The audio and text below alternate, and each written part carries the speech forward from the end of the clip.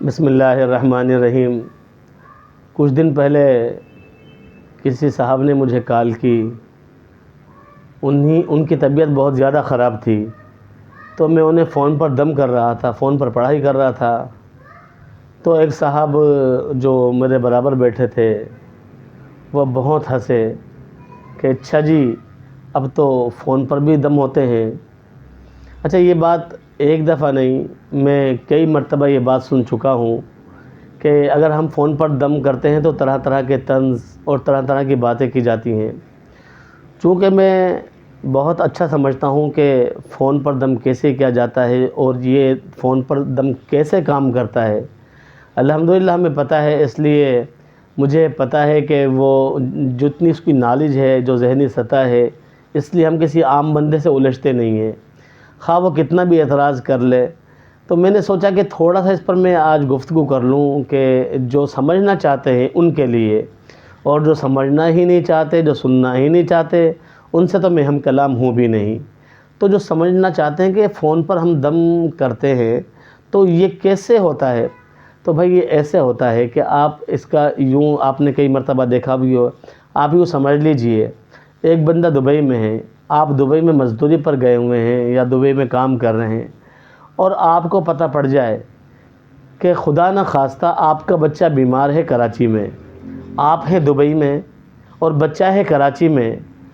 جب آپ نے سنا کہ بچے کی طبیعت بہت خراب ہے اور بچہ کراچی کے کسی دور افتادہ علاقے میں ہے، دور افتادہ علاقے میں ہے جہاں وہ جلدی سے ہاسپٹل پہنچ بھی نہیں چاہتا، اب آپ کیا کریں گے؟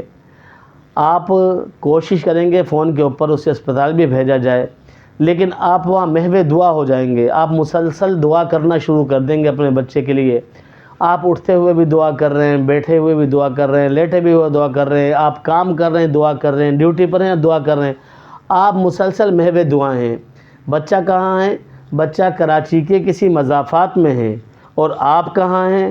آپ دبئی میں ہیں، لیکن آپ کا دل دبئی کے بجائے بچے کے ساتھ کراچی میں پھنسا ہوا ہے۔ آپ مسلسل یہ کرتے ہیں، آپ نے یہ خبر شام کو سنی تھی، دعا کرتے ہوئے رات گزر گئی، صبح آپ کا بچہ آپ کو فون کرتا ہے، ابو میں اسپتال نہیں گیا، آپ نے جو دعائیں کی تھی نا ان دعاؤں کی برکت سے میں ٹھیک ہو گیا الحمدللہ، مجھے اسپتال نہیں جانا پڑا۔ تو اب اس پر کوئی ہنسے گا، کوئی مذاق اڑائے گا کہ وہ تو دبئی کے اندر تھا، بچہ تو کراچی میں تھا، آپ دبئی سے دعا کر رہے تھے اور یہ کراچی میں کیسے ٹھیک ہو گیا؟ کیا اس پر ہنسنا بنتا ہے؟ ہنسنا اس وجہ سے نہیں بنتا کہ جو آپ دبئی میں تھے، دبئی میں بچے کے لیے دعائیں کر رہے تھے، وہاں شفا دینے والی جو طاقت ہے اللہ کریم کی، اللہ کریم دبئی میں تھے اور دبئی میں آپ کی باتیں سن رہے تھے، وہ تو ہر جگہ موجود ہے نا۔ تو آپ دبئی میں ان کو سنا رہے تھے کہ اللہ میرے بچے کو شفا عطا فرما دے۔ جب آپ دبئی میں دعا کر رہے تھے، وہی مالک الملک آپ کے بچے کے پاس یہاں بھی موجود تھا کراچی میں، شفا دینے والا وہ وہاں موجود تھا کراچی کے اندر، تو آپ دبئی میں بیٹھ کر اس اللہ سے دعا کر رہے تھے جو شفا دینے والا مالک ہے، اور جو کراچی میں، جب آپ کے درد دل اس اللہ نے دیکھا تو آپ کو کراچی کے اندر، آپ کے بچے کو کراچی میں شفا عطا فرما دی۔ تو میں کہتا ہوں نا کہ بنانے والا جو اللہ ہے وہ خرابیوں کو ٹھیک کرنے والا بھی تو ہے نا، جو دبئی میں تھا اللہ وہ کراچی میں بھی اللہ ہے، اور پھر جو جو جو جو دواؤں سے شفا دے سکتا ہے وہ دم سے کیوں نہیں دے سکتا؟ وہ دم سے بھی شفا عطا فرما سکتا ہے، اس لیے آپ نے دبئی میں بیٹھ کر دعا کی تھی، کراچی میں بیٹھے ہوئے اپنے بیٹے کو آپ نے شفا عطا کر دی۔ تو یہ جو ہم قرآن پاک پڑھتے ہیں کسی کو دم کرنے کے لیے، اور یا ہم رقیہ شریعہ کرتے ہیں کسی کو اوپر پڑھائی کرتے ہیں، تو یہ ہم کس سے التجا کر رہے ہوتے ہیں؟ یہ بالکل اسی طریقے سے آپ اردو میں دعا کر رہے ہوتے ہیں، ہم مسنون دعائیں جو اللہ کے نبی نے ہمیں سکھائی یا قرآن پاک کے اندر جو دعائیں آئی ہم وہ پڑھ رہے ہوتے ہیں، ہم بھی وہ دور ہوتے ہیں جو اللہ تعالیٰ جو دبئی میں بیٹھی ہوئی دعا کو کراچی میں قبول کر سکتا ہے وہ فون پر نہیں کر سکتا۔ دوسری بات یہ ہے کہ روحانیت کو سمجھنے کے لیے، دیکھیے روحانیت ایک ایسی چیز ہے جو زمان و مکان سے باہر ہے، تخیلات جو ہوتے ہیں زمان و مکان سے باہر ہوتے ہیں، اور دعا قوت خیالیہ کے ذریعے سے اللہ نے راستہ بنایا ہے، قوت خیالیہ کے ذریعے سے۔ یہاں بیٹھے ہوئے ہیں آپ، بیٹھے بیٹھے ایک منٹ میں کیا لمحوں کے اندر آپ لندن کی سیر کر لیتے ہیں خیالات کے اندر.